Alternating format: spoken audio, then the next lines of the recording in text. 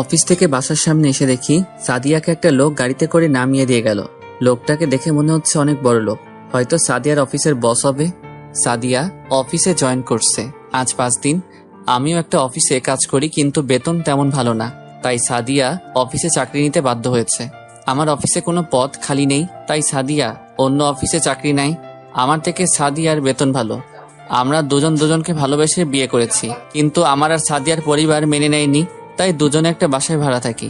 আমার যে বেতন তা দিয়ে বাসা ভাড়া খাওয়া দাওয়া ঠিক মতো হয় না, তাই সাদিয়া অফিসে চাকরি নেয়। তো যাই হোক, আমি বাসার ভিতরে ঢুকে কলিং বেল চাপ দিলাম। সাদিয়া এসে দরজা খুলে দিল। কি ব্যাপার, আজকে তোমার এত দেরি হলো কেন আসতে? অফিসে একটু কাজ ছিল, তাই আসতে লেট হয়ে গেল। ঠিক আছে, তুমি ভেতরে এসে ফ্রেশ হয়ে নাও, আমি টেবিলে খাবার দিচ্ছি। আচ্ছা, লোকটা কে ছিল? তুমি কার কথা বলছো? তোমাকে যে বাসার সামনে নামিয়ে দিল। ও, তুমি বসের কথা বলছো? আসলে আমি অফিস শেষে রাস্তায় দাঁড়িয়েছিলাম রিক্সার জন্য। তারপর বস এসে আমাকে বলল গাড়িতে ওঠার জন্য, কিন্তু আমি উঠতে চাইনি। ওনার জোরাজুরিতে উঠতে বাধ্য হলাম। তারপর উনি আমাকে বাসার সামনে নামিয়ে দিয়ে গেল। উনি তোমাকে কেন বাসায় নামিয়ে দিয়ে গেল? আসলে এই 5 দিনে বস আমার কাজ দেখে অনেক খুশি হয়। তারপর থেকে উনি আমাকে অনেক ভালো জানে। ও ঠিক আছে, আমি ফ্রেশ হয়ে আসছি, তুমি খাবার রেডি করো। ঠিক আছে, যাও। আমি রুমে এসে ওয়াশরুমে ঢুকে ফ্রেশ হয়ে খাবার খেতে চলে গেলাম। দুজনে খাবার খেয়ে রুমে চলে আসলাম। তারপর সাদিয়া আমাকে জড়িয়ে ধরে শুয়ে পড়ল। দেখতে দেখতে আরো কিছুদিন চলে গেল। এখন সাদিয়া অনেক রাত করে বাসায় আসে, আর মোবাইলে দেখি কার সাথে যেন হেসে হেসে কথা বলে। এখন আমার ঠিক মতো খেয়াল রাখে না। একদিন অফিসের একটা কাজের জন্য অন্য একটা অফিসে যাচ্ছিলাম, হঠাৎ রাস্তার পাশে একটা পার্ক চোখে পড়ল। লোকটাকে দেখে চিনে ফেললাম, কিন্তু মেয়েটার চেহারা দেখতে পাচ্ছি না। আমি রিক্সা থেকে নেমে তাদের ওখানে গেলাম। আমি একটু দূরে দাঁড়িয়ে মেয়েটার চেহারা দেখতে গেলাম। তারপর ঠিকভাবে তাকিয়ে যাকে দেখলাম তার জন্য মোটেও প্রস্তুত ছিলাম না। ঠিকই ধরেছেন, সাদিয়া। তার মানে সাদিয়া অফিসের কাজ ফেলে রেখে তার বসের সাথে ঘুরে বেড়ায়। তার মানে সাদিয়া এখন আমার নেই। আমি আর দাঁড়িয়ে না থেকে রিক্সা নিয়ে যে কাজে বেরিয়েছি সেটা করে নিজের কর্মস্থলে চলে আসলাম। অফিস ছুটি হওয়ার পর একটা রিক্সা নিয়ে বাসায় চলে আসলাম। বাসায় এসে দেখি সাদিয়া এখনো বাসায় আসে নাই। আমি চাবি দিয়ে তালা খুলে ভিতরে ঢুকলাম। প্রায় 1 ঘন্টা পর বাহিরে গাড়ির হর্ন বাজলো। আমি জানালা দিয়ে বাইরে তাকিয়ে দেখি সাদিয়া তার বসের গাড়ি থেকে নামলো। সাদিয়ার হাতে দেখি অনেকগুলো শপিং ব্যাগ। বসকে বিদায় দিয়ে সে কলিং বেল চাপ দিল। আমি গিয়ে দরজা খুলে দিলাম। তুমি কখন আসলে? আগে বলো, তোমার হাতে এগুলো কি? আসলে বস আজকে আমাকে শপিং মলে নিয়ে গিয়ে এগুলো কিনে দিছে। আমি মানা করছি, তারপরেও উনি জোর করে কিনে দিছে। তাহলে তোমার হাতে এত দামি মোবাইল কোথা থেকে আসলো? তোমার হাতে তো এই মোবাইল ছিল না। এটাও আজকে উনি কিনে দিছে। আমার হাতের মোবাইলের যে অবস্থা তা দেখে বসের অনেক খারাপ লাগছে। ও, তা আজকে অফিসের সময় তুমি কোথায় ছিলে? কেন? আমি তো অফিসে ছিলাম। না, আসলে আজকে আমি তোমার অফিসের পাশ দিয়ে যাচ্ছিলাম। মনে করছি তোমার সাথে দেখা করব, পরে আর করি নাই, দেরি হয়ে যাচ্ছে তাই। আচ্ছা, তুমি কি আমাকে সন্দেহ করছো? আমি ঠিক তা বলিনি। সাদিয়া আর কোনো কথা না বলে রুমে চলে গেল। আমি ভাবতে লাগলাম, সাদিয়া এখন মিথ্যা কথা বলতে শুরু করেছে। যাকে এত বিশ্বাস করছিলাম সে এখন আমার সাথে মিথ্যা কথা বলে। রাতে দুজনে খাবার খেয়ে শুয়ে পড়লাম। হঠাৎ মাঝরাতে ঘুমটা ভেঙে গেল। পাশে দেখি সাদিয়া নেই, হয়তো ওয়াশরুমে গেছে। 30 মিনিট হয়ে গেল, সাদিয়া আসার কোনো খবর নেই। তাই আমি বিছানা থেকে উঠে ওয়াশরুমে গেলাম। দেখি সাদিয়া নেই। বেলকনি থেকে সাদিয়ার হাসা শব্দ আসছে, তাই দেখার জন্য বেলকনিতে গেলাম। গিয়ে দেখি সাদিয়া কার সাথে যেন হেসে হেসে কথা বলছে। তার মানে সাদিয়া তার বসের সাথে কথা বলছে। এমন ভাবে কথা বলছে মনে হয় প্রেমিক প্রেমিকা কথা বলছে। আমি আর দাঁড়িয়ে না থেকে রুমে এসে শুয়ে পড়লাম। প্রায় 30 মিনিট পর সাদিয়া এসে শুয়ে পড়ল। তার মানে সাদিয়া তার বসের সাথে প্রেম করছে। না, আমাকে এটা সত্যিটা জানতে হবে। আসলে কি সাদিয়া তার বসের সাথে প্রেম করছে? সকালে ঘুম থেকে উঠে আমি তো অবাক হয়ে গেলাম। দেখি সাদিয়া বিছানায় নেই। আমি মনে করছি পাকঘরে আছে, কিন্তু আমার ধারণা ভুল। সাদিয়া পাকঘরেও নেই। আবার রুমে এসে দেখি সাদিয়ার ব্যাগ, মোবাইল কিছুই নেই। তার মানে সাদিয়া অফিসে চলে গেছে। কিন্তু এত সকালে তো সাদিয়ার অফিস নেই, তাহলে গেল কোথায়? আমি আমার অফিসের বসকে ফোন দিয়ে বললাম, আজকে আমি অফিসে যেতে পারবো না। আমার বস কিছু বলে নাই। আমি ফ্রেশ হয়ে বাসা থেকে বেরিয়ে সাদিয়ার অফিসে গেলাম। কোথায় যাচ্ছেন? আসলে আমি বসের সাথে দেখা করতে আসছি। আজকে তো বস অফিসে আসবে না। বস একটা কাজের জন্য সিলেট গেছে। বস কি একা গেছে নাকি ওনার সাথে কেউ গেছে? না, বস একা যায়নি, ওনার সাথে অফিসের কর্মচারী সাদিয়া ম্যাম গেছে। কাজ শেষ করে কখন আসবে? 2-3 দিন লেগে যেতে পারে। ও। আমি আর কোনো কথা না বলে বাসায় চলে আসলাম। সাদিয়া আমাকে একটু বললও না, তার মানে সাদিয়ার টাকার কাছে বিক্রি হয়ে গেছে। আমি তো তার স্বামী, আমাকে বলার প্রয়োজন পর্যন্ত করলো না। 3 দিন পরে সাদিয়া বাসায় আসলো, এসে সোজা রুমে চলে গেল, আমার সাথে কথা পর্যন্ত বলল না। এই 3 দিন সাদিয়া আমার খোঁজ খবর নেয়নি। তুমি কাজের জন্য বাইরে যাবে, আমাকে বলে যাওনি কেন? তোমাকে বলার প্রয়োজন মনে করি না। তুমি আমার সাথে এভাবে কথা বলছো কেন? তোমার সাথে কি কথা বলবো? আমি তোমার স্বামী, আমি তোমাকে বলতে পারি। তোর মতো স্বামী থাকার চেয়ে না থাকাই ভালো। তুমি আমাকে তুই তাই করে বলছো কেন? তোর সাথে কিভাবে কথা বলবো? তোকে আমার ভালো লাগে না। তাহলে আমাকে বিয়ে করছো কেন? জীবনে ভুল করলে ওইটাই করেছি, তোর মতো ছেলেকে বিয়ে করে। বিয়ে হয়েছে আজ প্রায় 8 মাস হয়েছে। কি দিয়েছিস তুই? একটা ভালো জামা, একটা স্বর্ণের চেইন, আজ পর্যন্ত কিছুই দিতে পারলি না। তোর থেকে আমার বস অনেক ভালো আছে, আমাকে গলার চেইন, দামি ফোন, দামি দামি জামা কাপড়, আরো কত কি দিয়েছে। তুমি তো আমাকে ভালোবেসে বিয়ে করছো, আমার টাকা পয়সা কেনা, তাহলে এখন কেন এমন করছো? আসলে তুমি চাও কি? আমি তোর কাছে ডিভোর্স চাই, আমি আর তোর সাথে থাকতে চাই না। ডিভোর্স দিলে তুমি খুশি হবে? আমি অনেক খুশি হব। আমি আমার বসকে বিয়ে করব, তার আছে টাকা পয়সা, বাড়ি গাড়ি। তোর থেকে বস অনেক ভালো। ঠিক আছে, তোমার কাছে ডিভোর্স পেপার পৌঁছে যাবে, তবে মনে রেখো আমার দরজা তোমার জন্য চিরজীবন বন্ধ থাকবে। আমার কাছে আসতে চাইলেও আমি তোমাকে আর মেনে নিব না। সেটা কোনোদিন হবে না। দেখতে দেখতে আজ 2 বছর চলে গেল। এখন আমি নিজেদের অফিস দেখাশোনা করি। আপনারা হয়তো ভাবছেন আমি নিজেদের অফিস বললাম কেন। আসলে আমার বাবা একজন বিজনেসম্যান। আমার পরিবারে আমি, মা বাবা আর একটা বড় বোন আছি। আর সাদিয়ার মা নেই, তার বাবা দ্বিতীয় বিয়ে করে এবং সাদিয়ার সৎ মা ভালো না। সাদিয়াকে জোর করে বিয়ে দিতে চাইছিল একটা খারাপ ছেলের কাছে। আমি সাদিয়াকে কলেজ লাইফ থেকে ভালোবাসি, তাই আমি সাদিয়াকে কাজী অফিসে বিয়ে করে বাসায় নিয়ে আসি। কিন্তু বাবা আমাদের মেনে নেয়নি, কারণ সাদিয়ারা ছিল গরিব। বাবা বলেছে আমি যদি সাদিয়াকে ভুলে যেতে পারি তাহলে আমাকে বাসায় থাকতে দিবে, আর না হলে বাড়ি থেকে বেরিয়ে যেতে বলছে। আমি আমার ভালোবাসাকে ছেড়ে দিতে পারবো না, তাই সাদিয়াকে নিয়ে বাসা থেকে বেরিয়ে আসি। তারপর একটা বাসা নিয়ে দুজনে থাকতে লাগলাম। আমার কাছে যা টাকা ছিল সব শেষ হয়ে গেছে, এভাবে তো আর চলবে না। তাই অনেক কষ্টে একটা অফিসে চাকরি নেই আমি। দেখতে দেখতে 2 মাস চলে যায়, কিন্তু আমার যে বেতন তা দিয়ে কোনো রকম চলে যায়। তাই সাদিয়া বলল সেও নাকি অফিসে চাকরি করবে। আমি আর না করলাম না, বাসায় একা একা বসে থেকে। তারপর সে একটা অফিসে চাকরি নেয়। এরপর কি হলো আপনারা তো জানেন। সাদিয়া আমাকে ছেড়ে যাওয়ার পর আমি নিজের বাসায় চলে আসি। এসে বাবা মার পায়ে পড়ে ক্ষমা চাইছি, আমার ভুল হয়ে গেছে, আমাকে তোমরা মাফ করে দাও। তারপর বাবা মা আমাকে মাফ করে দেয়। এরপর থেকে আমি নিজেদের অফিস দেখাশোনা করি। এখন আমি প্রায় সাদিয়ার কথা ভুলেই গেছি। আজকে অফিসে কিছু পদের জন্য লোক নেওয়া হবে, সবার ইন্টারভিউ আমি নিব। তাই সকালে ঘুম থেকে উঠে ফ্রেশ হয়ে নাস্তা করে গাড়ি নিয়ে অফিসে চলে গেলাম। অফিসের ভিতরে ঢুকার সাথে সাথে সবাই দাঁড়িয়ে আমাকে সালাম দিল। আমি তাদের বসতে বলে নিজের কেবিনে চলে গেলাম। চেয়ারে বসে বসে দুলাভাই তাকে ফোন দিয়ে আমার কেবিনে আসতে বললাম। আসলে দুলাভাই আমাদের অফিসে ম্যানেজারের দায়িত্ব পালন করে। কেমন আছো শালাবাবু? কেবিনে ঢুকে একটা চেয়ার টেনে বসে, এই তো ভালো আছি। সবাই কি আসছে দুলাভাই? সবাই এসে পড়েছে। তাহলে একজন একজন করে আসতে বলো। ওকে, তুমি বসো, আমি পিয়ন চাচাকে বলে দিচ্ছি। বলে রুম থেকে বেরিয়ে গেল। তারপর একজন একজন করে আসতে লাগলো। সবার শেষে একজন মেয়ে বাকি ছিল ইন্টারভিউ নেওয়ার।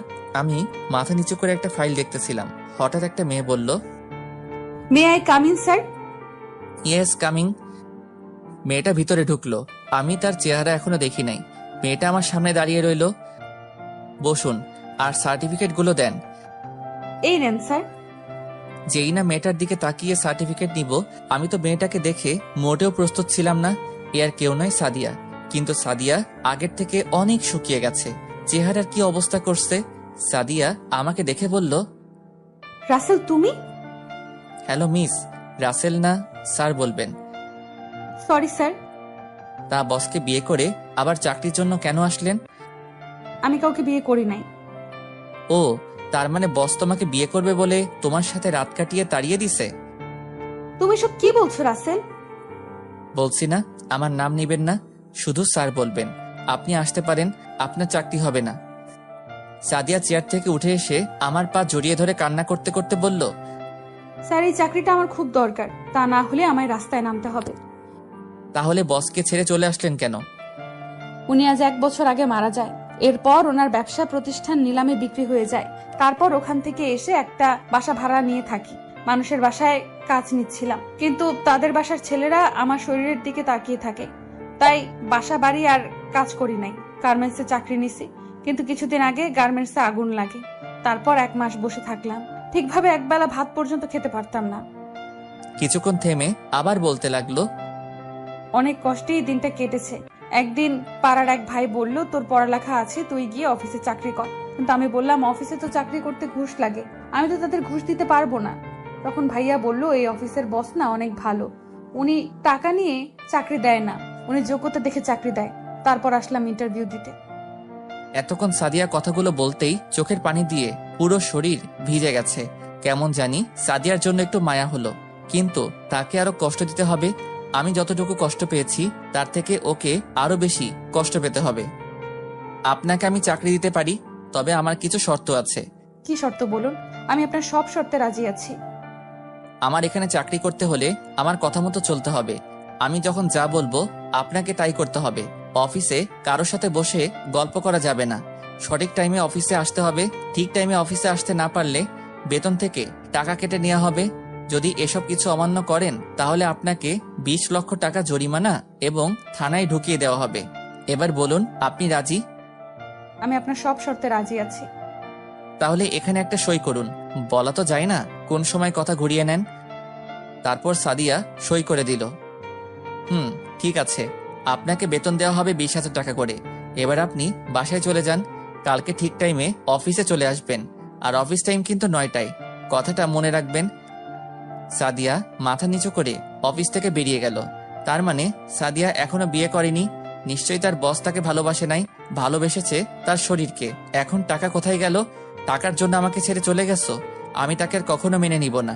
যেই মেয়ে বিয়ের পরে স্বামীকে রেখে অন্য লোকের সাথে প্রেম ভালোবাসা করতে পারে, সেই মেয়েকে কখনো ভালোবাসা যায় না। হঠাৎ পিছন থেকে কে যেন জড়িয়ে ধরলো। আমি তাকিয়ে দেখি রিয়া। এই রিয়া, কি করছো? ছাড়ো, কেউ দেখে ফেলবে।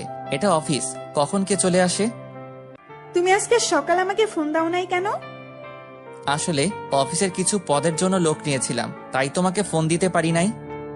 ঠিক আছে চলো, এখন তো দুপুর হয়ে গেছে, বাইরে গিয়ে দুজনে লাঞ্চ করব। ঠিক আছে চলো। তারপর দুজনে অফিস থেকে বাইরে এসে গাড়ি নিয়ে একটা রেস্টুরেন্টের সামনে গাড়ি থামালাম। গাড়ি থেকে নেমে দুজনে রেস্টুরেন্টে ঢুকলাম। দুজনে খাবার খেয়ে আবার অফিসে চলে আসলাম। রিয়া কিছুক্ষণ থেকে বাসায় চলে গেল। এবার আপনাদের বলি, রিয়া আমাকে ভালোবাসে, কিন্তু আমি তাকে ভালোবাসি না। সত্যি কথা বলতে কি, সাদিয়াকে আমি এখনো ভুলতে পারি নাই। তার জন্য প্রতিদিন রাতে কান্না করি। আজকে তাকে দেখে অনেক খুশি হয়েছি, কিন্তু আগের কথাগুলো মনে পড়তেই রাগ উঠে গেল। বাবা মা রিয়াকে পছন্দ করে রেখেছে আমার জন্য, আমি তো না করে দিছি, কিন্তু রিয়া পাগলামি শুরু করে দিছে। আমি যদি তাকে বিয়ে না করি তাহলে সে আত্মহত্যা করবে। তারপর রিয়াকে আমি বলছি তাকে আমি 6 মাস পরে বিয়ে করব। রিয়াও আমার কথায় রাজি হয়ে গেল, কিন্তু হুটহাট করে সবার সামনে জড়িয়ে ধরে। এটা আমার কাছে ভালো লাগে না। তো যাই হোক, অফিসের কাজ শেষ করে বাহিরে এসে গাড়ি নিয়ে বাসায় যেতে লাগলাম। হঠাৎ রাস্তার পাশে চোখ পড়লো। দেখি সাদিয়া রাস্তার পাশে ভ্যান গাড়ি থেকে বাচ্চাদের জন্য জামা কাপড় কিনতে আসে। কিনা শেষ হলে হাঁটতে হাঁটতে কোথায় যেন যেতে লাগলো। আমি তাকে ফলো করে যেতে লাগলাম। যেতে যেতে দেখি সাদিয়া একটা বাসায় ঢুকে গেল। আমি গাড়িটা এক জায়গায় রেখে বাসার পিছন দিকে চলে গেলাম, কারণ বাসাটা ছিল একতলা। পিছন দিকে গিয়ে জানালা দিয়ে ভিতরে তাকিয়ে আমি মোটেও প্রস্তুত ছিলাম না। জানালা দিয়ে তাকিয়ে দেখি সাদিয়া একটা বাচ্চা ছেলেকে বুকের দুধ খাওয়াচ্ছে। তার মানে সাদিয়া অন্য একটা বিয়ে করছে, নাকি তার বসের সাথে অবৈধ সম্পর্ক করার পর বাচ্চা হয়েছে। হতেও পারে যে মেয়ে আমার সাথে মিথ্যা কথা বলতে পারে, সেই মেয়ে এসব করবে না, তার কি প্রমাণ আছে? আমি আর না তাকিয়ে গাড়ি নিয়ে বাসায় চলে আসলাম। কলিং বেল চাপ দেওয়ার পর আম্মু এসে দরজা খুলে দিল। কিরে, এতক্ষণ কোথায় ছিলি? তোর দুলাভাই বললো তুই নাকি অনেকক্ষণ আগে অফিস থেকে বেরিয়েছিস। একটু বন্ধুদের সাথে দেখা করতে গেছি, অনেকদিন হলো তাদের সাথে আড্ডা দেই না, তাই গেলাম। ঠিক আছে, রুমে গিয়ে ফ্রেশ হয়ে আয়, আমি টেবিলে খাবার দিচ্ছি। ঠিক আছে আম্মু বলে নিজের রুমে চলে আসলাম। এসে ফ্রেশ হয়ে সবার সাথে খাবার খেয়ে রুমে চলে আসলাম। পরের দিন সকালে ঘুম থেকে উঠে ফ্রেশ হয়ে নাস্তা করে গাড়ি নিয়ে অফিসে চলে গেলাম। অফিসের ভিতরে ঢুকে দেখি সাদিয়া চলে এসেছে। তাকে দেখে মনে হচ্ছে অনেক দৌড় দিয়ে অফিসে এসেছে, কারণ তার পুরো শরীর ঘামে ভিজে গেছে। আমি আমার কেবিনে আসার সময় সাদিয়াকে বললাম আমার কেবিনে আসার জন্য। কিছুক্ষণ পর সাদিয়া অনুমতি নিয়ে কেবিনে আসলো। মিস সাদিয়া, দাঁড়িয়ে কেন, বসুন। না স্যার, আমি এভাবেই ঠিক আছি। আমি বলছি না বসার জন্য? জি স্যার। তা বাচ্চার বাবা কি তোমার বস নাকি অন্য কেউ? আপনি জানলেন কিভাবে আমার বাচ্চার কথা? জেনেছি একভাবে, আমি যেটা বলছি সেটার উত্তর দেন। ওর বাবা নেই, আমার নিজের দোষে তার বাবা আমাকে ছেড়ে চলে যায়। কেন চলে যায় তা কি জানতে পারি? সেটা আমি বলতে পারবো না। আমি আর কোনো কথা না বলে দুলাভাইকে ফোন দিয়ে আমার কেবিনে আসতে বললাম। কিছুক্ষণ পর দুলাভাই আসলো। বলো শালাবাবু, কেন ডেকেছো? দুলাভাই, মিস সাদিয়াকে তার কেবিনটা দেখিয়ে দেন। আর এই নিন মিস সাদিয়া, দুটো ফাইল। এগুলো আজকে অফিস ছুটি হওয়ার আগে রেডি করে দিবেন। কিন্তু শালুল। কি হলো মিস সাদিয়া, আমার কথা আপনি শুনতে পান নাই? জি স্যার, শুনতে পেয়েছি। তাহলে বসে আছেন কেন? তাড়াতাড়ি করে রেডি করে দেন।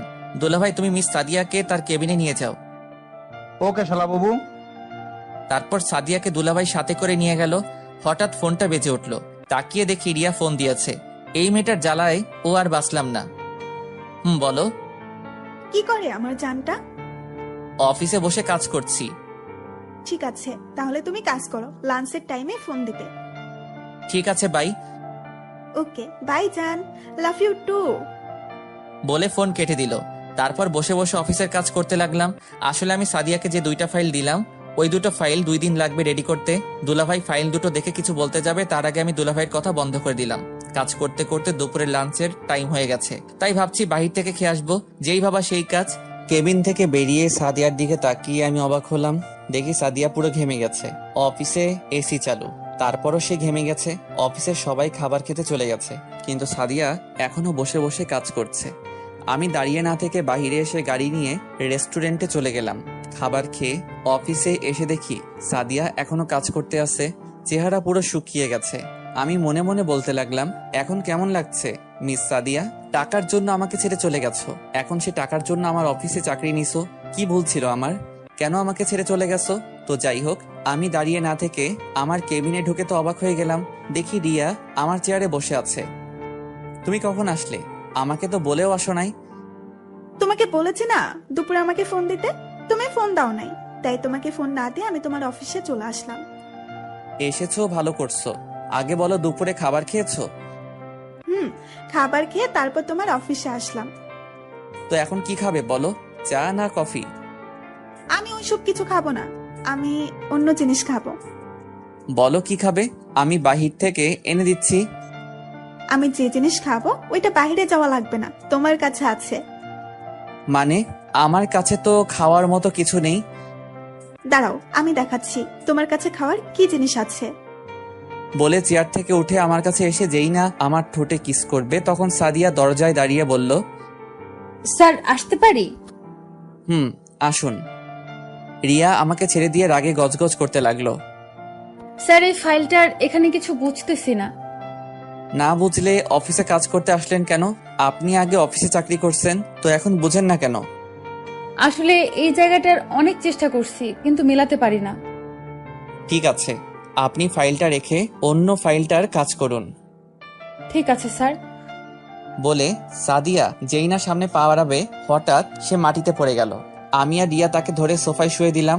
তারপর ডাক্তারকে ফোন দিলাম। কিছুক্ষণ পর ডাক্তার এসে সাদিয়াকে দেখতে লাগলো। দেখা শেষ হলে আমি ডাক্তারকে বললাম, ডাক্তার কি হয়েছে ওর? আসলে ঠিক মতন খাওয়া দাওয়া না করার কারণে মাথা ঘুরে পড়ে যায় আর বেশি চিন্তায় থাকে। নিয়মিত খাওয়া দাওয়া এবং শরীরের যত্ন নিলে সব ঠিক হয়ে যাবে। ঠিক আছে ডাক্তার, তো এখন কি করব? আমি কিছু ওষুধ লিখে দিচ্ছি, ওগুলো নিয়মিত খেলে ঠিক হয়ে যাবে। আর বলবেন চিন্তা বেশি যেন না করে।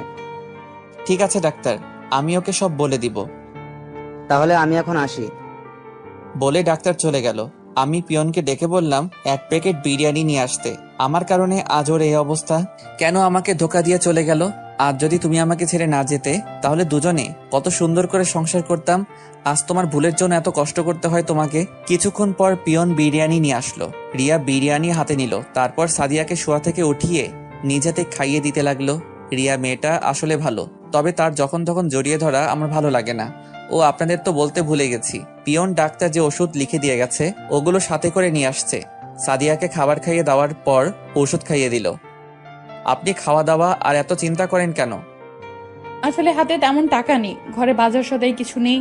যে কয় টাকা ছিল ওগুলো দিয়ে বাচ্চার জন্য একটা জামা নিছি আর কিছু খাবার নিছি। সকালে কিছু খেয়ে আসি নাই, তাই হঠাৎ মাথা ঘুরে পড়ে যাই। আপনার স্বামী নেই? আছে। তাহলে স্বামী থাকতে আপনি অফিসে কাজ করেন কেন? আর আপনার কেমন স্বামী স্ত্রীকে অফিসে কাজ করতে পাঠায়?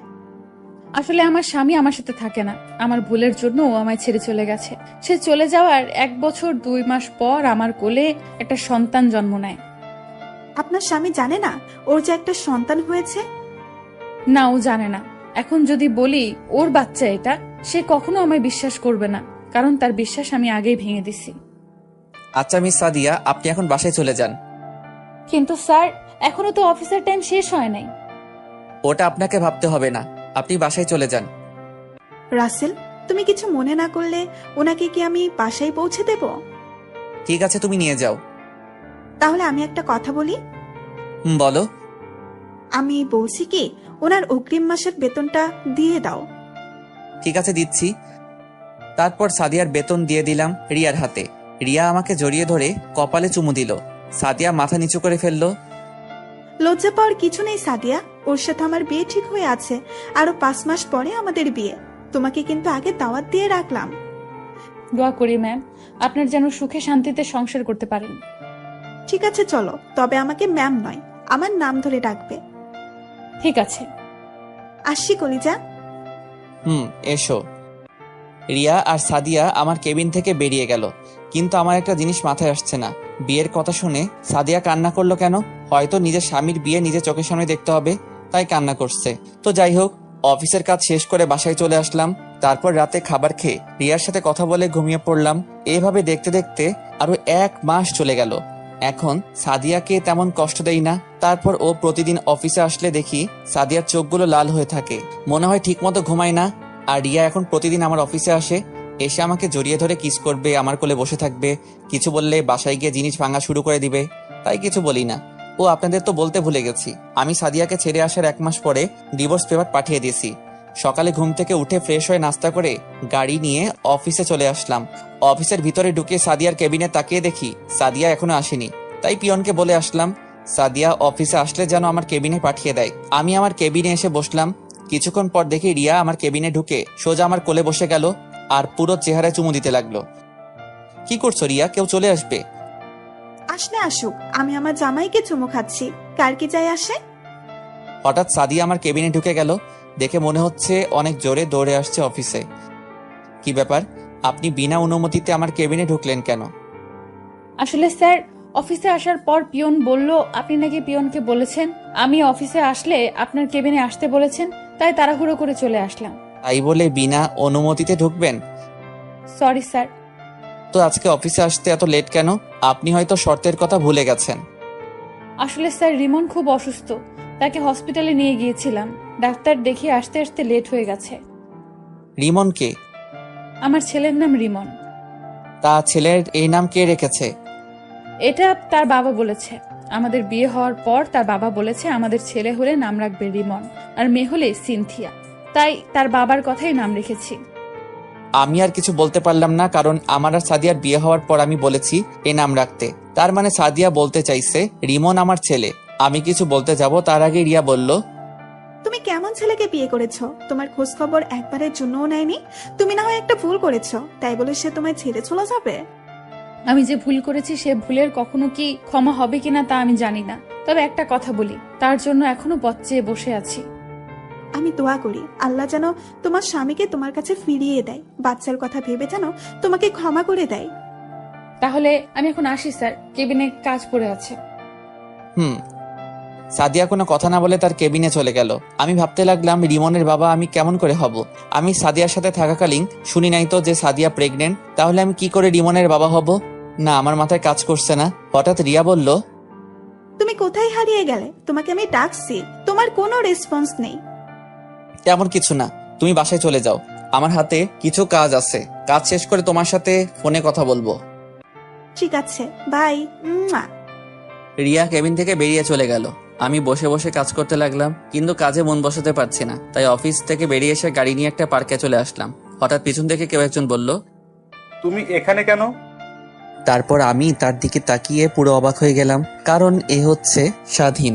আপনারা হয়তো ভাবছেন স্বাধীনকে, আসলে স্বাধীন হচ্ছে আমি আগে যে অফিসে কাজ করতাম ওই অফিসে স্বাধীনও কাজ করত। কেমন আছিস? তোকে অনেকদিন পরে দেখলাম। আমি ভালো আছি। তুই তো অফিস থেকে আসার পর আমার আর খবর নেস নাই। তুই কোথায় হারিয়ে গেলি? আসলে আমি অফিস থেকে চাকরি ছাড়ার পর নিজের বাড়ি চলে আসি, তারপর এখন বাবার ব্যবসা প্রতিষ্ঠান দেখাশোনা করি। তাই বলে কোনো যোগাযোগ রাখবি না? আসলে নিজের বাড়িতে আসার পর তেমন কারোর সাথে আর যোগাযোগ করা হয়নি। তাই এখন কি করিস? এখন আরেকটা অফিসে চাকরি করি, তবে বেতন বেশি না। ভাবছি এই অফিসের চাকরিটা ছেড়ে দিয়ে আরেকটা অফিসে চাকরি নেব। তাহলে তুই আমাদের অফিসে জয়েন কর। ঠিক আছে, তোর নাম্বার দে, চাকরি ছাড়ার পর তোকে ফোন দিব। তারপর সাদিনকে নাম্বার দিয়ে একটা রেস্টুরেন্টে গিয়ে নাস্তা করে সাদিনকে বিদায় দিয়ে গাড়ি নিয়ে বাসায় চলে আসলাম। কলিং বেল চাপ দেওয়ার পর নাদিয়া দরজা খুলে দিল। আপু, কেমন আছিস? তুই কোন সময় আসলি? দুপুরে আসছি। শুনছি তুই নাকি আজকে অফিস থেকে তাড়াতাড়ি বেরিয়ে গেলি। তা কোথায় ছিলে এতক্ষণ? পুরনো একটা বন্ধুর সাথে ছিলাম, অনেকদিন পর দেখা হলো তাই। তা আমার বড়িটা কোথায়? আপুর মেয়ের কথা বলছি, তার মেয়ের নাম বিথি। আব্বু আম্মুর কাছে আছে, তুই রুমে গিয়ে ফ্রেশ হয়ে নে। ঠিক আছে বলে নিজের রুমে চলে আসলাম। এসে ফ্রেশ হয়ে নিচে গেলাম। তারপর বিথির সাথে কিছুক্ষণ দুষ্টুমি করলাম। রাতে সবাই মিলে খাবার খেতে লাগলাম। হঠাৎ আব্বু বলল, আমরা তোর বিয়ে শুক্রবার ঠিক করেছি। আমার তো বিয়ে করার কথা 6 মাস পরে, এখন মাত্র 2টা মাস গেছে। রিয়ার আব্বুর শরীর তেমন ভালো না, তাই রহমান সাহেব বলছে যত তাড়াতাড়ি সম্ভব বিয়েটা দিয়ে দিতে। আমরা সিদ্ধান্ত নিয়েছি আগামী শুক্রবার তোদের বিয়ে। আমাকে একটাবার জিজ্ঞেস করার প্রয়োজন ছিল না তোমাদের? এখানে জিজ্ঞেস করার কি আছে? বিয়ে তো আজকে না হয়ে একদিন করতেই হবে। তাহলে শুক্রবার বিয়ে হলে সমস্যা কোথায়? তোমরা আমার কথা বুঝতে পারছো না। আমাদের আর কিছু বুঝতে হবে না, আমরা যেটা বলছি সেটাই ফাইনাল। আমি আর খাবার না খেয়ে রুমে চলে আসলাম। আমাকে একটাবার জিজ্ঞেস করার প্রয়োজন করলো না, কিন্তু আমি তো এখনো সাদিয়াকে মন থেকে মুছে ফেলতে পারছি না। কি করব কিছুই মাথায় ঢুকছে না। হঠাৎ মোবাইল ফোনটা বেজে উঠল। মোবাইলের দিকে তাকিয়ে দেখি রিয়া ফোন দিয়েছে। ফোন ধরার পর রিয়া বলল, কি করে আমার জামাইটা? তুমি কি কিছু শুনেছো? শুনেছি, আগামী শুক্রবার আমাদের বিয়ে। আমি তো অনেক খুশি, তোমাকে সারা জীবনের জন্য পেতে যাচ্ছি। তোমাকে আমি কি বলেছিলাম? আমরা 6 মাস পর বিয়ে করব। আর এখন তুমি রাজি হলে কেন? বাবার শরীরটা তেমন ভালো নেই, কোন সময় কি হয়ে যায়, তাই বাবার ইচ্ছে আমার বিয়েটা যেন দিয়ে যেতে পারে। এখানে আমি আর না করি নাই। তুমি কি খুশি হও নাই? ঠিক তা না, আমি এত তাড়াতাড়ি বিয়ে করতে চাচ্ছি না। কোনোভাবেই কি বিয়েটা আটকানো যায় না? না, আমি আর তোমাকে ছেড়ে থাকতে পারছি না। এই বিয়ে আমি আটকাতে পারবো না। তাহলে আর কি করার? বলে ফোন কেটে দিয়ে ভাবতে লাগলাম, সাদিয়ার কথাগুলো ভাবতে লাগলাম। রিমন কি সত্যি আমার ছেলে নাকি অন্য কারো? সাদিয়ার চেহারা দেখে বোঝা যাচ্ছে সে মিথ্যা কথা বলছে না। আমি আর কিছু ভাবতে পারছি না। সকালে ঘুম থেকে উঠে ফ্রেশ হয়ে রেডি হয়ে নিচে নামলাম। দেখি সবাই টেবিলে আমার জন্য অপেক্ষা করছে। আমি কোনো কথা না বলে বেরিয়ে আসতেই আব্বু বলল, কোথায় যাচ্ছিস? অফিসে যাচ্ছি। নাস্তা করবি না? বাহির থেকে খেয়ে নিব। ঠিক আছে যাও, আর অফিসের সবাইকে বিয়ের দাওয়াত দিয়ে দিবে, আর অফিস 3 দিন বন্ধ দিয়ে দিবে। আর কোনো কথা না বলে বাহিরে এসে গাড়ি নিয়ে অফিসে যেতে লাগলাম। না জানি সাদিয়া আমার বিয়ের কথা শুনলে কি করবে। অনেক ভেবেছি, আর না, আমি রিয়াকে বিয়ে করব। সাদিয়া যদি টাকার জন্য আমাকে ছেড়ে অন্য কাউকে বিয়ে করতে পারে, তাহলে আমি কেন রিয়াকে বিয়ে করতে পারবো না? তারপর একটা রেস্টুরেন্টে ঢুকে নাস্তা করে অফিসে চলে গেলাম। সবাই আমাকে দেখে দাঁড়িয়ে গেল। সাদিয়ার দিকে তাকিয়ে দেখি আজকেও সাদিয়ার চোখ লাল হয়ে আছে। আমি তার থেকে চোখটা সরিয়ে নিজের কেবিনে চলে আসলাম। তারপর দুলাভাইকে ফোন দিয়ে বললাম সবাইকে হলরুমে নিয়ে যেতে। কিছুক্ষণ পর দুলাভাই আমার কেবিনে আসলো। শালাবাবু, সবাইকে হল রুমে নিয়ে গেলাম, এবার তুমি আসতে পারো। ঠিক আছে দুলাভাই, আপনি যান, আমি আসতেছি। দুলাভাই কেবিন থেকে বেরিয়ে গেল। আমি আর বসে না থেকে হলরুমে চলে আসলাম। তারপর সবার উদ্দেশ্যে বলতে লাগলাম, আপনারা হয়তো ভাবছেন আপনাদের সবাইকে কেন হলরুমে নিয়ে আসলাম। জি স্যার, বলুন কেন রেখেছেন? আসলে আগামী শুক্রবার আমার বিয়ে, তাই বিয়ে উপলক্ষে 3 দিন অফিস বন্ধ থাকবে। আর সবাইকে আমার বিয়ের দাওয়াত রইল, সবাই আমাদের বাসায় চলে আসবেন। সবাই আমাকে অভিনন্দন জানালো। সাদিয়ার দিকে তাকিয়ে দেখি মাথা নিচু করে আছে, হয়তো কান্না করছে। সবাই বেরিয়ে গেল। আমি সাদিয়াকে বললাম, মিস সাদিয়া, আপনি কিন্তু অবশ্যই আসবেন, আর রিয়াকে বউ সাজানোর দায়িত্ব কিন্তু আপনার। ঠিক আছে স্যার, আমি চেষ্টা করব যাওয়ার জন্য। চেষ্টা না, আপনাকে আসতে হবে ঠিক আছে স্যার। বলে দৌড়ে হলরুম থেকে বেরিয়ে গেল। অনেক কষ্ট হচ্ছে তাই না? তুমিও আমাকে ছেড়ে চলে যাওয়ার পর আমারও অনেক কষ্ট হয়েছে। এখন কেন কষ্ট পাচ্ছ? টাকাওয়ালা দেখে চলে গেছো, এখন সে টাকার জন্য নিজের স্বামীর অফিসে চাকরি করছো। তোমাকে তো আমি মন থেকে ভালোবেসেছি, তাহলে কেন আমাকে ছেড়ে চলে গেলে? হলরুম থেকে বেরিয়ে নিজের কেবিনে চলে গেলাম। আসার সময় দেখলাম সাদিয়া মাথা নিচু করে বসে আছে। দেখতে দেখতে একদিন চলে গেল। আজ আমার গায়ে হলুদ। মার্কেট থেকে কিছু কেনাকাটা করে বাসার ভিতরে ঢুকতেই দারোয়ান আমাকে ডাক দিল। আমি গাড়ি পার্কিং করে দারোয়ান চাচার কাছে আসলাম। কেন ডেকেছো চাচা? রাসেল বাবাজি, একটা মেয়ে এসে এই খামটা তোমাকে দিতে বলল। তুমি মেয়েটাকে চিনতে পেরেছো? নাম টাম কিছু জিজ্ঞাসা করছো? না বাবা, আমি এসব কিছু জিজ্ঞেস করতেই পারিনি, তার আগেই মেয়েটা চলে গেল। আচ্ছা ঠিক আছে, আমি রুমে গেলাম বলে বাসার ভিতরে চলে আসলাম। তখন আম্মু বলল, কিরে, কোথায় গিয়েছিলি? আম্মু, কিছু মার্কেট করতে গিয়েছিলাম। ঠিক আছে, ফ্রেশ হয়ে রেডি হয়ে আয়, কখন মেহেদি লাগাবো? সবাই তোর জন্য বসে আছে। ঠিক আছে আম্মু, আমি রেডি হয়ে আসতেছি বলে নিজের রুমে চলে আসলাম। রুমে এসে মার্কেটগুলো আর খামটা বিছানায় রাখলাম। তারপর ওয়াশরুমে ঢুকে ফ্রেশ হয়ে রেডি হতে লাগলাম। হঠাৎ খামটার দিকে চোখ পড়লো। ওপর দিয়ে কিছুই লেখা নেই, কেন জানি মন বলছে খামটা খুলে দেখতে। তাই বিছানায় বসে খামটা খুলে দেখি একটা চিঠি। তারপর আমি চিঠিটা পড়তে লাগলাম। প্রিয় স্বামী, হয়তো ভাবছো তোমাকে স্বামী বললাম কেন, কারণ তুমি এখনো আমার স্বামী। কারণ আমি তোমার ডিভোর্স পেপারে সাইন করি নাই। তোমাকে আজ সব সত্যি কথা খুলে বলছি। সামনাসামনি বললে হয়তো তুমি আমাকে বিশ্বাস করতে না, তাই চিঠি লিখে দিলাম। আমি যখন অফিসে চাকরিতে ঢুকি তার কিছুদিন পর আমি হঠাৎ অফিসে মাথা ঘুরে পড়ে যাই। তখন অফিসের বস, যাকে তুমি খারাপ বলছো, আমি বলি ওনার মতো ভালো মানুষ হয় না। ওই দিন মাথা ঘুরে পড়ে যাওয়ার সময় বস তার গাড়িতে করে হসপিটালে নিয়ে আসে। তারপর আমাকে কিছু পরীক্ষা করে। পরীক্ষা করার পর ডাক্তার বলল 7 দিন পরে আসতে। তখন বলতে পারবে আমার কি হয়েছে। ওই হসপিটাল থেকে বেরিয়ে বসের গাড়ি করে বাসায় আসার সময় একটা পার্কের পাশে রাস্তায় গাড়ি নষ্ট হয়ে যায়। তখন গাড়িটা ঠিক করতে দেয় রাস্তার পাশের ওয়ার্কশপে। তারপর বস আর আমি কিছুক্ষণ বসে থাকি পার্কের ভেতরে। গাড়ি ঠিক করার পর গাড়ি নিয়ে বস একটা শপিং মলে চলে যায়। তারপর জোর করে আমাকে মার্কেট করে দেয়, সাথে একটা মোবাইল। তুমি হয়তো ভাবছো বস এগুলো আমাকে কেন দিল। আসলে বস আমার কাজ দেখে এগুলো আমাকে দিয়েছে। তারপর 7 দিন পর যখন বস সহ হসপিটালে গিয়ে রিপোর্ট আনতে যাই, তখন ডাক্তার আমাকে কিছু বলছে না, শুধু মাথা নিচু করে আছে। তারপর জোরাজোরি করতে লাগলাম। তারপর ডাক্তার যেটা বলল সেটা শোনার জন্য মোটেও প্রস্তুত ছিলাম না। ডাক্তার বলল আমার মাথায় নাকি একটা টিউমার হয়েছে, আর টিউমারটা এমন জায়গায় হয়েছে এটা নাকি অপারেশন করতে পারবে না। আমি আর দুনিয়ার সামান্য দিনের অতিথি, আর আমি কখনো মা হতে পারবো না। এটা শুনে আমি অনেকটা ভেঙে পড়লাম। তারপর ডিসিশন নিলাম তোমার সাথে আমি খারাপ হয়ে যাব, তাই আমি তোমার খেয়াল রাখা ছেড়ে দিলাম। মাঝরাতে মোবাইল কানে নিয়ে এমনি হেসে হেসে কথা বলতাম, যাতে তুমি আমাকে সন্দেহ করো। সেদিন রাতে বস ফোন দিয়ে বলল সিলেটে নাকি বিদেশ থেকে ডাক্তার এসেছে, সকালে ভোরে ভোরে রওনা দিবে। একবার ওনাকে দেখাই, দেখি উনি কি বলে। আমি না করেছিলাম। তারপর ওনার জোরাজোরিতে সকালে ঘুম থেকে তোমাকে না বলেই বসের সাথে সিলেটে চলে গেলাম। সিলেটে গিয়ে বিদেশ থেকে আসার ডাক্তারের কাছে দেখালাম। উনি আমাকে দেখে বলল আমার অপারেশন করতে পারবে, তবে বাঁচার সম্ভাবনা 10%। তারপর বস বলল অপারেশন করবে। তারপর ডাক্তার 7 দিন পর যেতে বলল। এরপর ঢাকায় এসে তোমার সাথে ওই কথাগুলো বলি, আমি অপারেশন করলে আমি বাঁচবো না, তাই তুমি যেন আমাকে ভুল বুঝে চলে যাও এবং নতুন জীবন শুরু করো। এই কারণে তোমার কাছে আমি খারাপ হয়েছি। সত্যিটা বললে তুমি আমার জন্য চিন্তা করতে, আমি তা চাই না। এর কয়েকদিন পর আবার সিলেটে চলে গেলাম। আমার অপারেশন হইতে সব খরচ বস চালিয়েছে। সিলেটে যাওয়ার 5 দিন পর আমার অপারেশন করে। আল্লাহর রহমতে আমার 2 দিন পর জ্ঞান ফিরে আসে। সেদিন আমি বেঁচে যাই। আমার সুস্থ হতে প্রায় 2 মাস লেগে গেছে। তারপর ঢাকায় এসে তোমাকে অনেক খুঁজেছি, কিন্তু তোমাকে পাইনি। তোমার বাসায় যেতে চেয়েছিলাম, কিন্তু পরে মনে পড়লো তোমার বাবা তো আমার কারণে তোমাকে ঘর থেকে বের করে দিয়েছে, তাই তোমার ভালোর জন্য আর তোমার বাসায় যাইনি। এখন তুমি বলবে তাহলে বাচ্চা কোথা থেকে আসলো? আসলে এই বাচ্চা আমার না, আমি তোমার কাছে মিথ্যা বলেছি। এই বাচ্চার বাবা হচ্ছে আমার অফিসের বস। বসের স্ত্রী রিমনকে জন্ম দিয়ে মারা যায়। তারপর সে বাচ্চা আমি লালন পালন করি। তার কিছুদিন পরই বস মারা যায়। আসলে বস তার বউকে অনেক ভালোবাসতো, তার বউয়ের চিন্তায় সেও স্ট্রোক করে মারা যায়। তারপর আমি রিমনকে লালন পালন করি।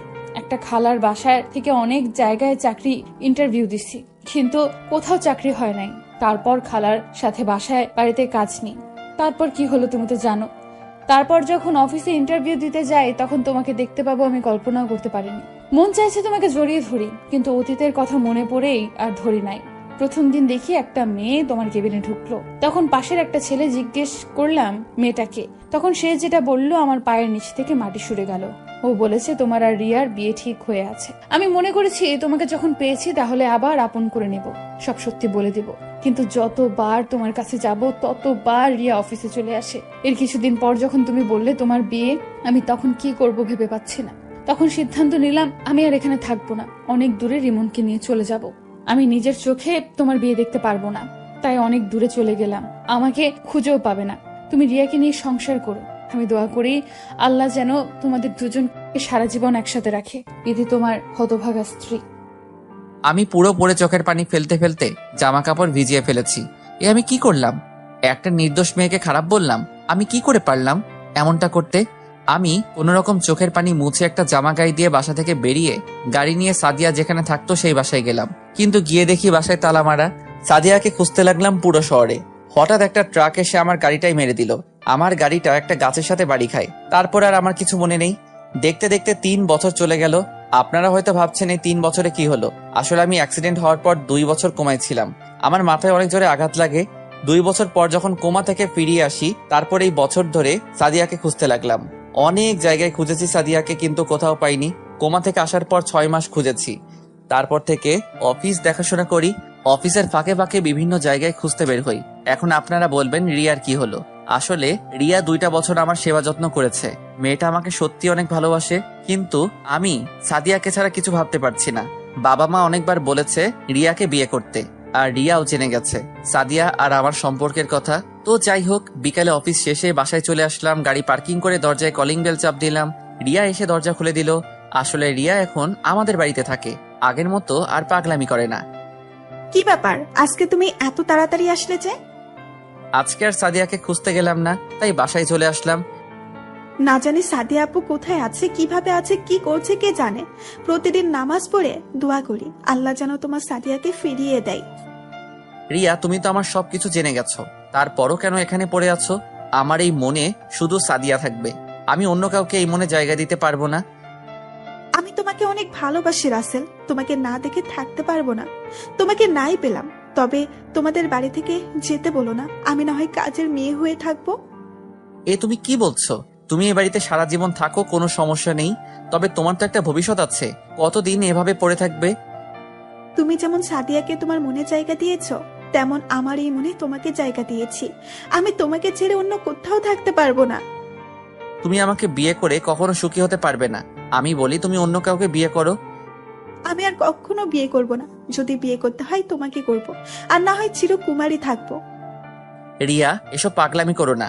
সহজ সরল মানুষগুলো আঘাত পেতে পেতে একদিন ঠিকই পরিবর্তন হয়ে যায়।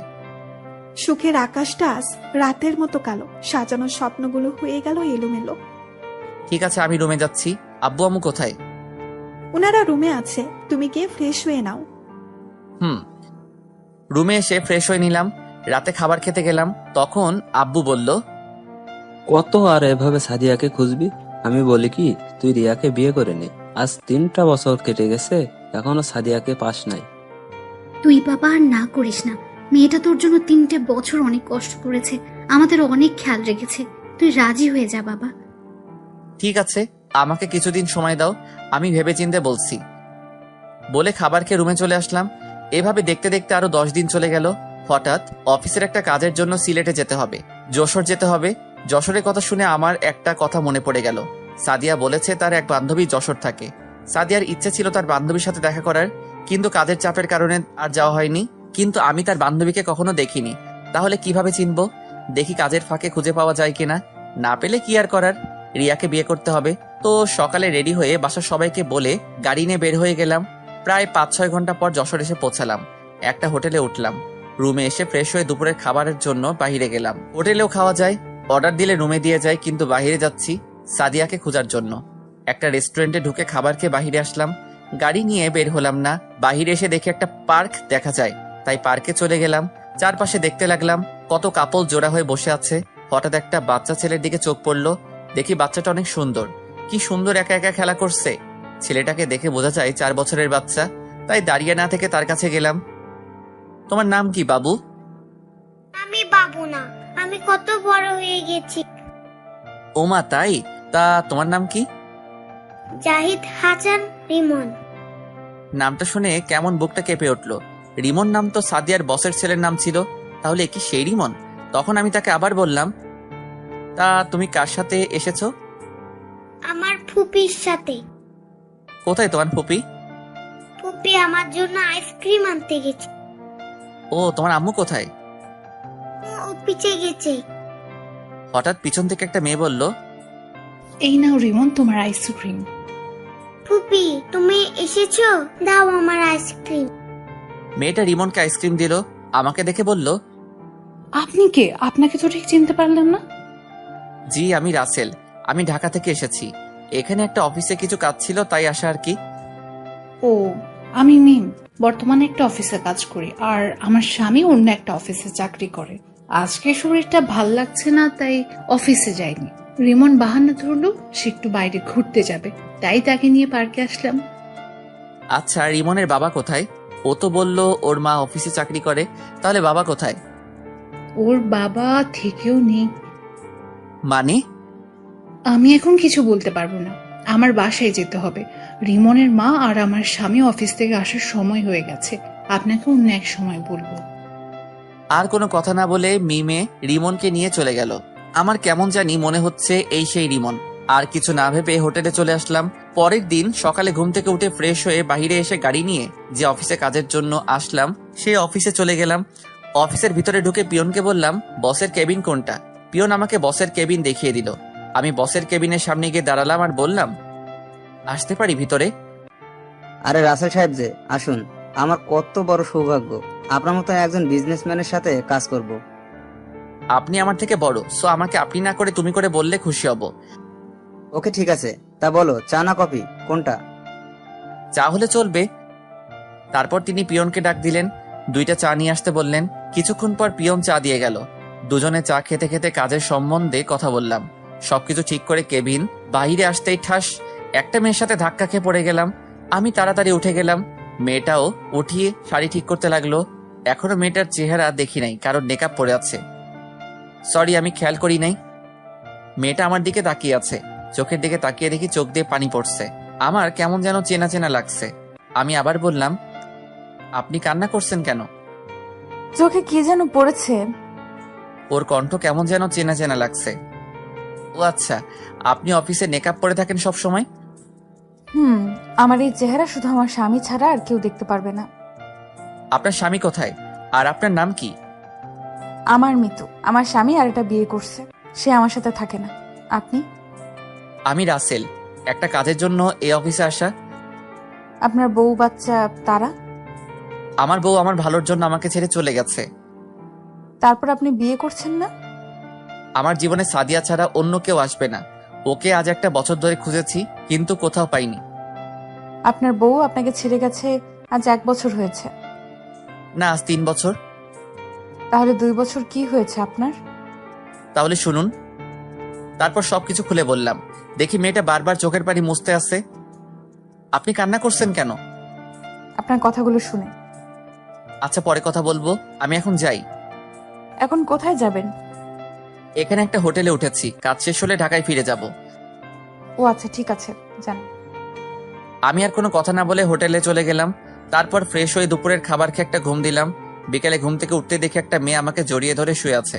চুলের জন্য মেয়েটার চেহারা দেখা যায় না। আমি আস্তে করে যেই না চুলগুলো মুখের সামনে থেকে সরিয়ে চেহারা দেখলাম, তার চেহারা দেখে আমি মোটেও প্রস্তুত ছিলাম না। কি ভাবছেন সাদিয়া? আরে না, রিয়া কখন আসলো? তার চেয়ে বড় কথা হলো, রিয়া আমার রুমে ঢুকলো কিভাবে? আর প্রায় বাড়িতে থাকলে রাতে এসে আমাকে জড়িয়ে ধরে শুয়ে থাকে। আমি অনেকবার রিয়াকে মানা করছি, কিন্তু সে আমার কথা শুনে না। তার নাকি আমাকে জড়িয়ে ধরে শুয়ে থাকতে ভালো লাগে। তারপর থেকে আমি তাকে আর কিছু বলি না। তো যাই হোক, আমি রিয়াকে বুকের উপর থেকে সরিয়ে দিলাম। রিয়ার ঘুমটা ভেঙে গেল। তুমি এখানে কেন? আর কখন আসলে? আমার রুমে ঢুকলে কিভাবে? আস্তে আস্তে, এতগুলো প্রশ্ন একসাথে করলে কোনটা আগে বলবো? ওকে বলো। বাসার থেকে তুমি চলে আসার পর বাসাটা কেমন যেন ফাঁকা ফাঁকা লাগছে। তোমাকে ছাড়া আমি থাকতে পারি না। গতকাল তুমি আঙ্কেল আন্টির সাথে কথা বলার সময় আমি জানতে পারি তুমি এখানে আছো, তাই সকালে কাউকে না বলে সোজা এখানে চলে আসি। তা বুঝলাম, কিন্তু আমার রুমে ঢুকলে কিভাবে? চাবি তো আমার কাছে ছিল।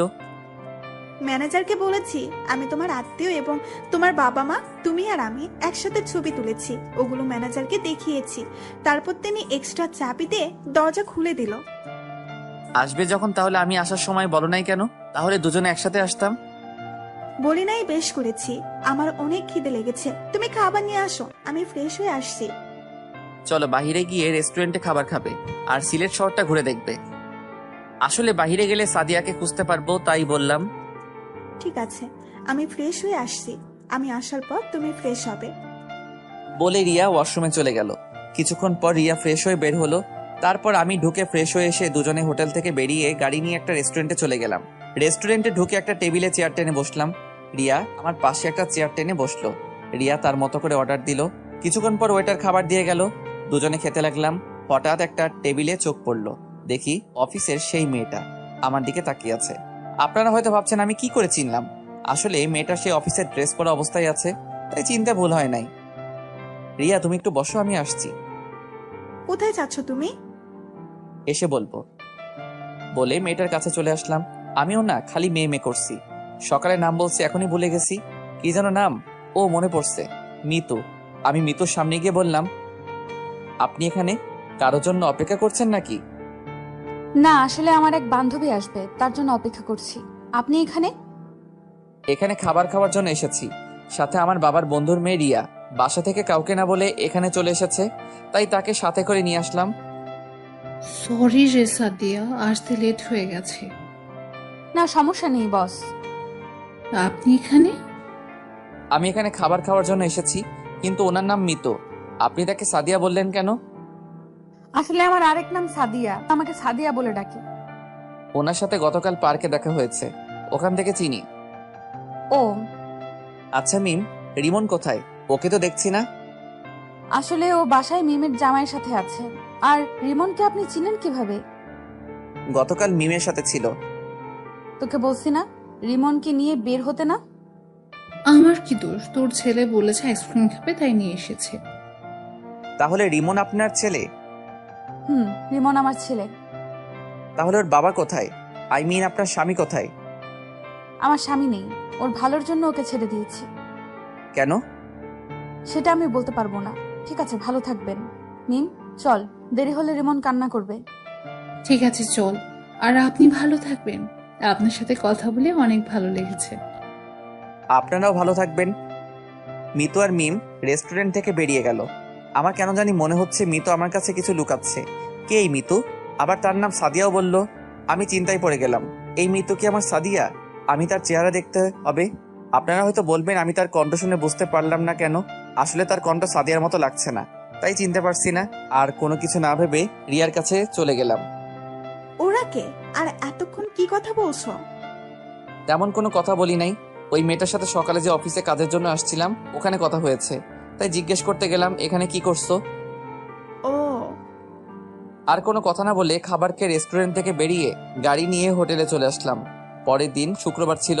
সকালে ঘুম থেকে উঠে ফ্রেশ হয়ে বাহিরে চলে আসলাম হাঁটার জন্য। রিয়া এখনো ঘুমিয়ে আছে। আপনারা এখন বলবেন রাতে রিয়া কোথায় ঘুমাইছে? রিয়া আর আমি এক খাটে ঘুমিয়েছি, কিন্তু মাঝখানে কোলবালিশ দিয়ে। রিয়া রাতে কোলবালিশ সরিয়ে আমাকে জড়িয়ে ধরে শুয়েছিল। আমি তাকে বলছি আরেকটা রুম নেওয়ার জন্য, কিন্তু সে একা ঘুমাবে না। তো যাই হোক, হাঁটতে হাঁটতে হঠাৎ দেখি রিমন একটা বাসার সামনে বল নিয়ে খেলছে, তাই আমি তার কাছে গেলাম। রিমন আমাকে দেখে বলল, কে কেমন আছেন? আমি ভালো আছি, তুমি কেমন আছো? আমি ভালো আছি আঙ্কেল। তুমি এখানে একা একা খেলা করছো কেন? আর এটা কার বাসা? এটা আমাদের বাসা, আমরা এই বাসায় থাকি। তোমার আম্মু আর ফুপি কোথায়? তারা বাসার ভিতরেই আছে, চলুন আমার সাথে। আজকে যাব না, অন্য একদিন যাব। আমি কোনো কথা শুনবো না, আপনি আমার সাথে ভিতরেই যাবেন। রিমনের জোড়াজড়িতে বাসার ভিতরে ঢুকলাম। রিমন আমাকে সোফায় বসিয়ে ভিতরে চলে গেল। আমি বাসার ভিতরে সবকিছু দেখতে লাগলাম। হঠাৎ কে যেন পিছন থেকে বলল, কে আপনি? আর বাসার ভেতরে কেন আসলেন? তারপর আমি তার দিকে তাকিয়ে যাকে দেখলাম তার জন্য মোটেও প্রস্তুত ছিলাম না। আমি দৌড়ে গিয়ে তাকে জড়িয়ে ধরলাম আর পুরো চেহারায় চুমু খেতে লাগলাম। আপনারা কি ভাবছেন সাদিয়া? ঠিকই ধরেছেন, এ আর কেউ নয়, সাদিয়া। আমি কান্না করে দিলাম আর বলতে লাগলাম, সাদিয়া তুমি এতদিন কোথায় ছিলে? আমি তোমাকে অনেক খুঁজেছি কিন্তু কোথাও পাইনি। তুমি আমাকে সত্যিটা বললে না কেন? তুমি জানো না আমি তোমাকে অনেক ভালোবাসি। আমি তোমাকে সত্যিটা বলতে চেয়েছি, কিন্তু যখন শুনলাম তোমার আর রিয়ার বিয়ে, তখন আমি অনেক কষ্ট পেয়েছি। তারপর একটা চিঠি লিখে তোমাদের দারোয়ানের কাছে দিয়ে আমার বান্ধবী মিমের কাছে চলে আসলাম, আর এখানে এসে একটা অফিসে চাকরি নিছি। তাহলে তুমি আমার কাছে পরিচয় লুকিয়ে রেখেছো কেন? আমি মনে করছি তুমি আমাকে ভুলে গেছো, কিন্তু অফিসে তোমার কথা শুনে বুঝলাম তুমি আমাকে এখনো ভালোবাসো। তোমাকে জড়িয়ে ধরতে ইচ্ছে হয়েছে, কিন্তু অফিসে থাকার কারণে তাই আর জড়িয়ে ধরলাম না। আমি জানি রিয়া তোমাকে অনেক ভালোবাসে, তাই তোমার কাছ থেকে লুকিয়ে রয়েছি। তুমি ভাবলে কি করে তোমাকে ছাড়া আমি রিয়াকে ভালোবাসবো? আমার এই মনে শুধু সাদিয়া ছাড়া অন্য কেউ আসতে পারবে না। আম্মু, তুমি আঙ্কেলকে জড়িয়ে ধরেছো কেন? আমি সাদিয়াকে ছেড়ে রিমনকে কোলে নিয়ে কপালে চুমু দিয়ে বললাম, আমি তোমার আঙ্কেল না, আমি তোমার বাবা। আজ থেকে আমাকে বাবা বলে ডাকবে। কিন্তু আম্মু তো বললো আমার বাবা নেই। তোমার আম্মু মিথ্যা কথা বলেছে। তুমি এখান থেকে চলে যাও, তুমি রিয়াকে বিয়ে করো, দেখবে তুমি অনেক সুখী হবে। মেয়েটা তোমার জন্য অনেক কষ্ট করেছে। বউ থাকতে আমি অন্য কাউকে বিয়ে করব, এটা তুমি ভাবলে কি করে? আমি কাউকে বিয়ে করতে পারবো না। আমি তোমাকে নিয়ে আবার সংসার শুরু করব।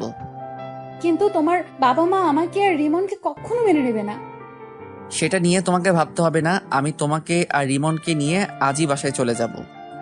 কিন্তু আর কোনো কিন্তু নয়, যাও সবকিছু গুছিয়ে নিয়ে আসো। সাদিয়া আর কোনো কথা না বলে রুমে চলে গেল। তারপর সাদিয়া আর রিমনকে নিয়ে হোটেলে চলে আসলাম।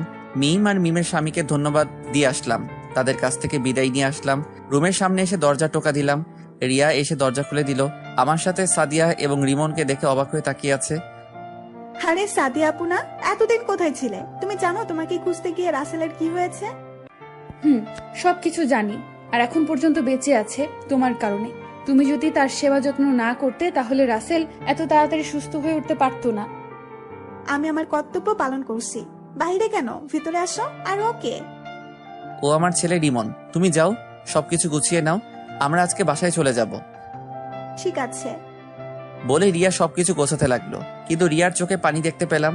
হয়তো আমি সাদিয়াকে ফিরে পেয়েছি এই জন্য, নাকি অন্য কিছু, এখন এসব নিয়ে ভাবা যাবে না। তারপর সবাই গাড়িতে এসে বসলো। রিয়া পিছনের সিটে বসলো আর সাদিয়া আমার সাথে সামনের সিটে বসলো রিমনকে নিয়ে। 5-6 ঘন্টা পর ঢাকা এসে পৌঁছে গেলাম। বাসার ভিতরে ঢুকে গাড়ি পার্কিং করে সবাই বেরিয়ে দরজার সামনে এসে দাঁড়িয়ে কলিং বেলটা চাপ দিলাম। সাদিয়া আর রিমন আমার পিছনে ছিল। আম্মু এসে দরজা খুলে দিল। আমাদের দেখে আম্মু বলল, কিরে তোরা হঠাৎ না বলে চলে আসলি যে? আম্মু আমি আমার স্ত্রীকে খুঁজে পেয়েছি। কোথায় তোর স্ত্রী? আমি সামনের থেকে সরে গেলাম। সাদিয়া আম্মুকে সালাম করতে গেলে আম্মু তাকে জড়িয়ে ধরে আর কান্না করে দেয়। এতদিন কোথায় ছিলি মা? আমার ছেলেটা তোকে খুঁজতে কি কত যে কষ্ট পেয়েছে তুই কি জানিস? আমার ভুল হয়ে গেছে মা, আমি আর কখনো ওকে ছেড়ে যাব না। আমাকে তুমি ক্ষমা করে দাও। মায়ের কাছে ক্ষমা চাইতে হবে না, আমি তোকে অনেক আগে মাফ করে দিয়েছি। আজ আমাদের জন্য এত কিছু হয়েছে, তখন তোদের যদি মেনে নিতাম তাহলে এই দিন দেখতে হতো না। তুই আমাকে ক্ষমা করে দিস মা। ছি ছি আম্মু, এই আপনি কি বলছেন? মেয়ের কাছে আম্মু কখনো ক্ষমা চায় না। তোমাদের প্রতি আমার কোনো রাগ অভিমান নেই। আচ্ছা ঠিক আছে, তা ছেলেটা কি? রিমনকে দেখে বলল, আম্মু ও আমাদের ছেলে রিমন। সাদিয়া আমার দিকে অবাক চোখে তাকিয়ে আছে। কি? আমার দাদু ভাইকে রেখে আমি এতক্ষণ তোদের সাথে কথা বলছি? দে দাদু ভাইকে আমার কোলে দে। আমি রিমনকে আম্মুর কোলে দিলাম। তারপর সবাই বাসার ভিতরে ঢুকলাম। আম্মু আব্বু কোথায়? তোর আব্বু রিয়ার বাবার সাথে কথা বলতে গেছে। কেন?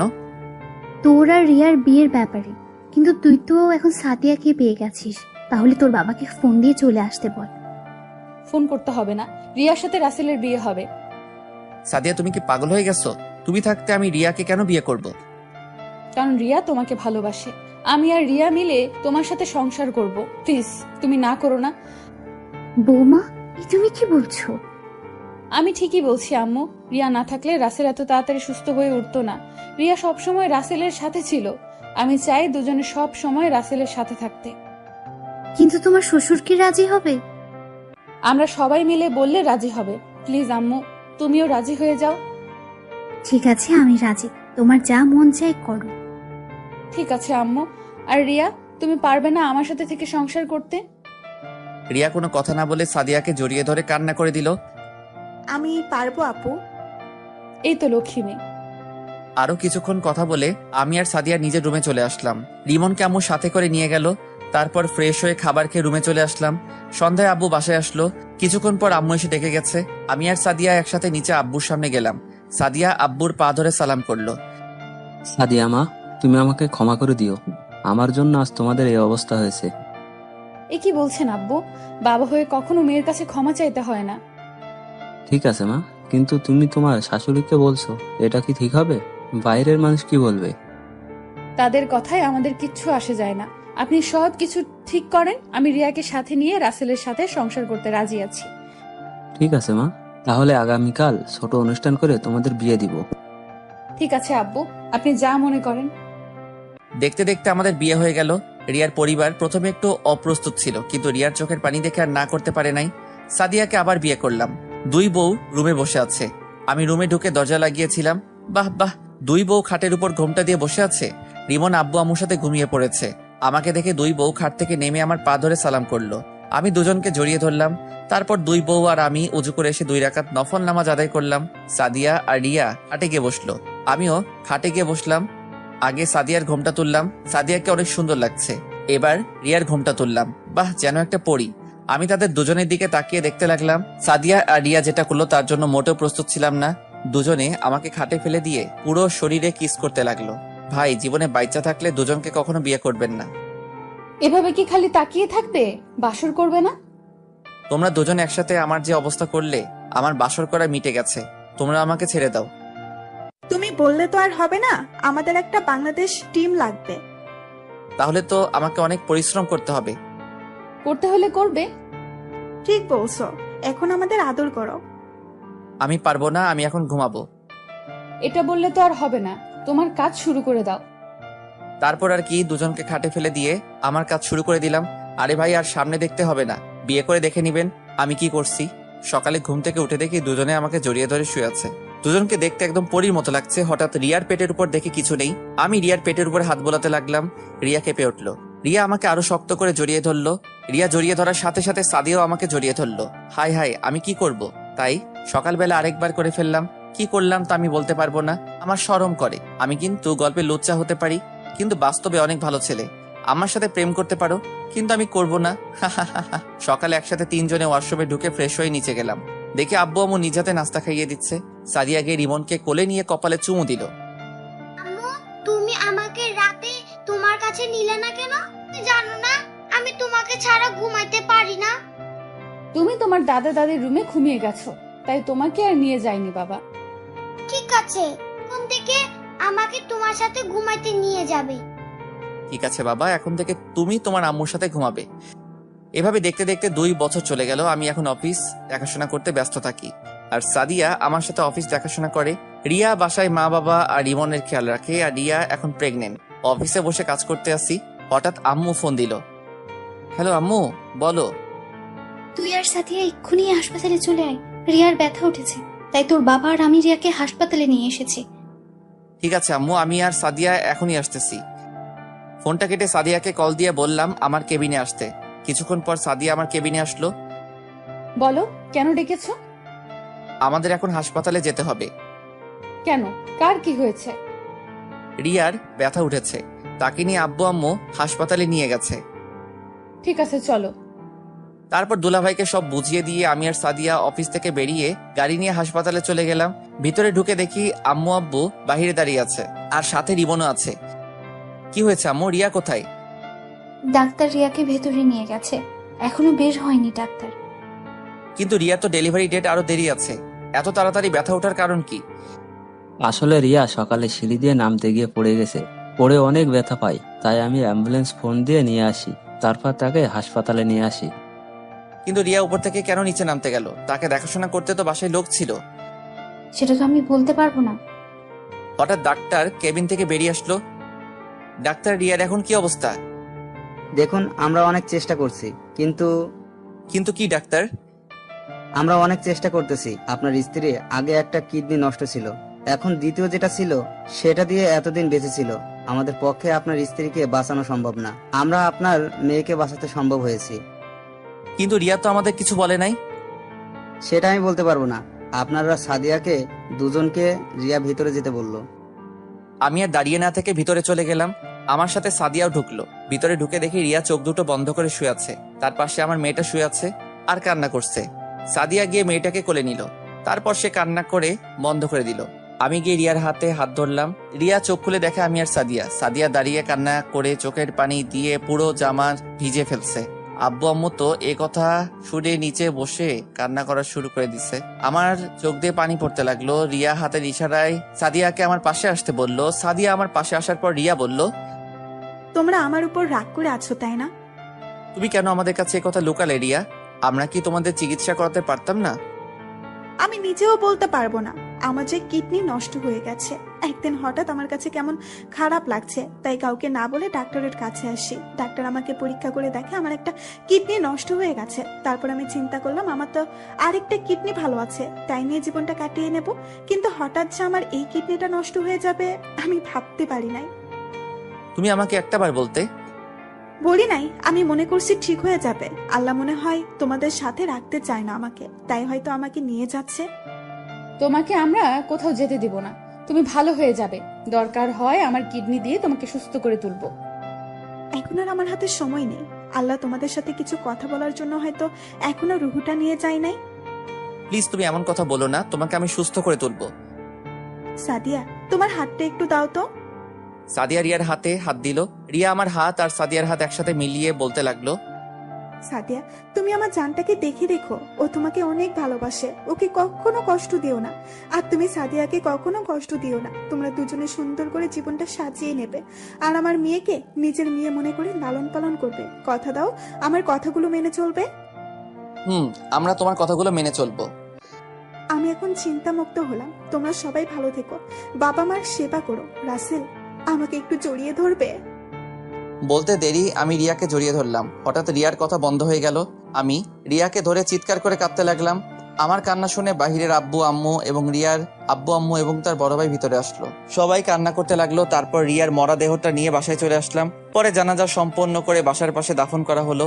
পুরো বাসা কেমন যেন পাকা পাকা লাগছে। আমি রুমে বসে নীরবে কান্না করতে লাগলাম। হঠাৎ সাদিয়া আমার মেয়েটাকে এনে আমার কাছে দিল। কি সুন্দর একটা পরীর মতো।